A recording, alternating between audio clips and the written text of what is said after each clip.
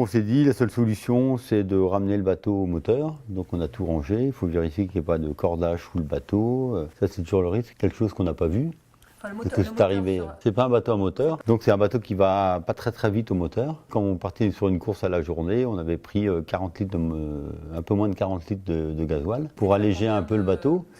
Donc 40 litres, 4 litres à l'heure, 10 heures de moteur, donc 40 000, 4 nœuds de moyenne. Donc voilà, donc on avait 100 000 à faire, un peu moins de 100 000, 90 000, on pouvait faire la moitié de la route au moteur. On réfléchit, on se dit, voilà, on avait deux solutions encore au moteur. Soit on partait en Angleterre. On avait cette possibilité parce que la côte était à 20 000. Après, il fallait encore ramener le bateau. Toutes les solutions ne sont pas forcément les meilleures, hein, mais en tout cas, on a ramené le bateau à la Berbrac et on a été aidé par la SNSM. C'est vrai qu'il y a toujours des choses comme ça. On s'est dit, bon, de toute façon, on part, voilà, il y avait 100 000 nautiques, donc ça fait ça, 100 000 nautiques, c'est quand même 180 km. On savait qu'on pouvait faire la moitié à la voile. Donc c'est pour ça qu'on a hésité alors d'abord en Angleterre. Il fallait avoir la confirmation de la SNSM. Après, on s'est dit, bon, si...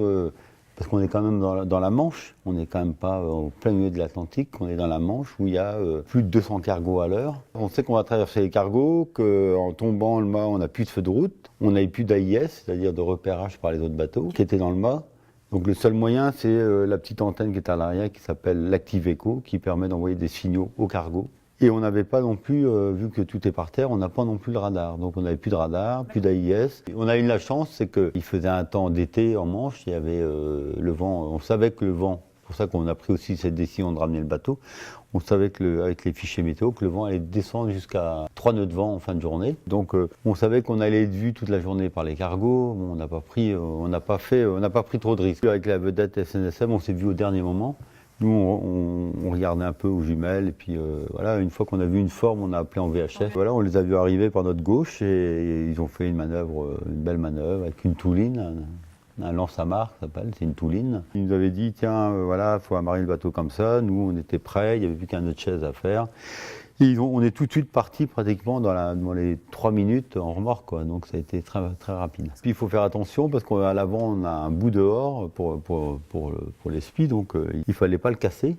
Donc on a un anneau à l'avant pour le spi, donc on avait passé le bout dedans, et on avait un peu aménagé les choses pour pas augmenter le nombre de casses sur le bateau. Et je veux dire qu'on a été un peu impressionné par la manœuvre. Je ne pensais pas qu'on irait si vite parce qu'on faisait une moyenne de au moins 11 nœuds de moyenne.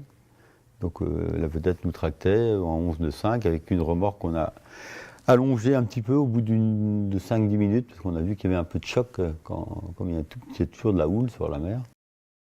Ils nous font rentrer dans le chenal en remorque jusqu'à 300 mètres du ponton, toujours à même vitesse, hein, full balle.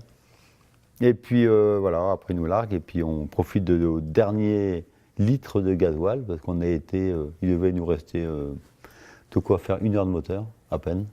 Comme on disait, on apprend tout le temps sur l'eau, tous les jours.